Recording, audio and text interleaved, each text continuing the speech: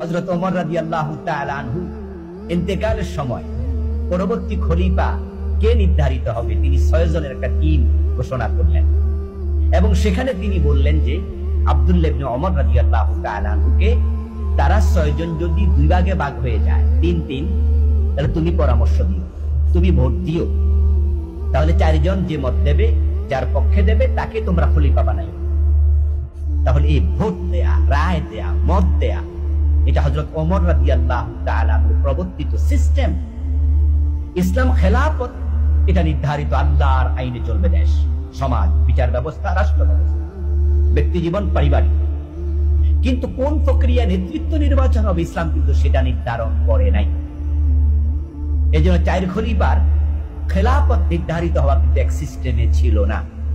আবু বকর রাদিয়াল্লাহু তাআলা আনহুকে মদিনার সাহাবারা একসাথে বসে দীর্ঘ সময় পরামর্শ করে এক পর্যায়ে উনাকে খলিফা বানিয়েছে। ওমর রাদিয়াল্লাহু তাআলা আনহুর খেলাফত সরাসরি আবু বকর সিদ্দিক নিজে বলেছেন ওমর আমার পরে খলিফা হবে।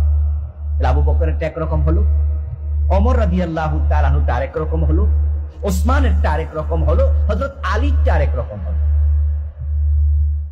এটা প্রক্রিয়া, পন্থা মাত্র।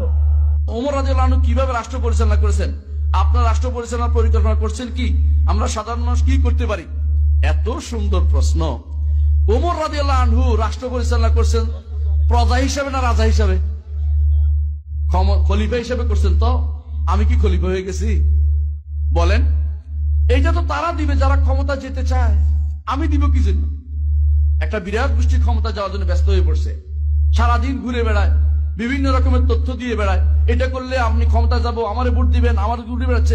ওদেরকে একটু বলেন না দয়া করে, ওমর আপনি ক্ষমতায় গেলে কি কি করবেন একটু বলেন না দেখি, আমরা এটা শুনতে চাই। আমরা জানি কি করতে হবে। আমি এখন দিব কেন? আমার দিবটা আপনি নিবেন কেন? আমাদের কি করতে হবে না করতে ওমর রাদিয়াল্লাহু তো বলেই গেছেন। আমাদের তো আর নতুন করে দেওয়ার থিওরি কিছু নাই। আমরা কি করতে না হবে, কি করতে না করতে হবে, ওমর, আবু বকর, ওসমান, আলী সবাই বলছে কিনা? বলছে কিনা? এরপরে আরো চালাইছে কিনা? আমাদের খলিফাদের এরপরে যারা খলিফা ছিল কারা? ওমর ইবনে আব্দুল আজিজ তিনি চালাইছেন না? মুআবিয়া রাদিয়াল্লাহু আনহু চালাইছেন না? তারপরে সাহাবীরা তারা খলিফা যারা হয়েছে উসমান, উমাইয়া খলিফা, আব্বাসী খলিফা সবাই চালাইছে। আলেমরা তাদেরকে নিয়ে দিয়েছে। এই গ্রন্থ একটা দুইটা নয়, ভুরি ভুরি শত শত গ্রন্থে নীতি লেখা আছে। আপনারা যারা আজ ক্ষমতায় যাওয়ার জন্য ব্যস্ত হয়ে পড়েছেন, আমাকে মাফ করবেন বলতে বাধ্য হচ্ছি, অনেকে সেই গ্রন্থগুলির নামও জানেন না, পড়া তো দূরের কথা।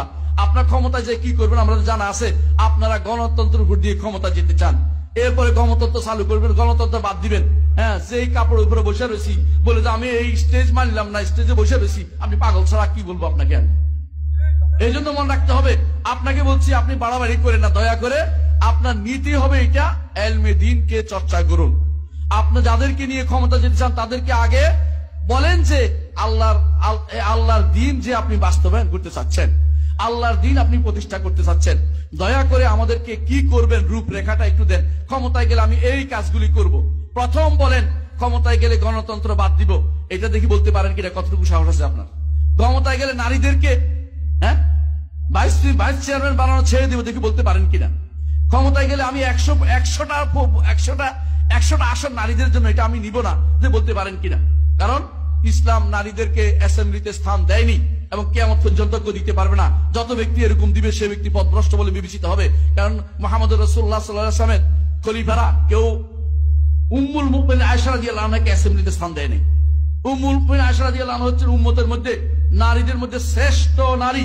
তার থেকে শ্রেষ্ঠ নারী আর কেউ আসে নাই। আলেমা, ফাকিহা, সর্বদিক থেকে শ্রেষ্ঠ নারী ছিলেন উম্মুল মুমিনিন আয়েশা রাদিয়াল্লাহু আনহা। অথচ তাকে কেউ কোনোদিন দেখছে, কোনো ক্ষমতা দেখছে, কোনো ভাগে দেখছে, কোনো দায়িত্ব দেখছে? আপনারা যেটা করেন ঢাকায় জেনে নেবেন।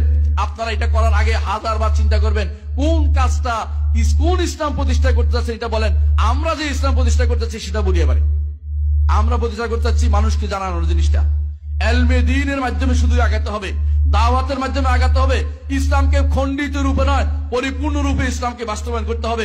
শুধু ক্ষমতার মাধ্যমে নয়, ব্যক্তি জীবন, আপনার একাও ব্যক্তি জীবন, আপনার পারিবারিক জীবন, আপনার সমাজ, আপনার রাষ্ট্র, আপনার আকীদা বিশ্বাস, আপনার ইবাদত, আপনার পরিবার, আপনার রাষ্ট্র, আপনার আন্তঃরাষ্ট্রীয় সম্পর্ক সবগুলিকে ইসলামিক না আপনাকে করে চালাতে হবে। আপনি আগে দিতে হবে যে আমি চেষ্টা করবো এগুলি করতে, আপনি এগুলি কোনোটাই না বলে ক্ষমতায় যে কি করবেন।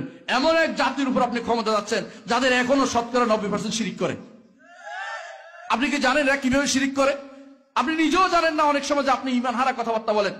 আপনারা যদি কোনো যান কাফেরদের মজলিসে যদি গান ওখানে যদি কোনো আপনি পাঠ করেন, গীতা পাঠ করেন, তাহলে আপনি কি ঈমানদার আছেন? আপনি কিসের পিঠিতে আপনি ক্ষমতা যাওয়ার জন্য ব্যস্ত হয়ে পড়ছেন? আপনি নিজের ঈমানটা রক্ষা করতে পারেন নাই। ঈমান রক্ষা না করে আপনি নিজে কিভাবে রাষ্ট্রপ্রধান হবেন?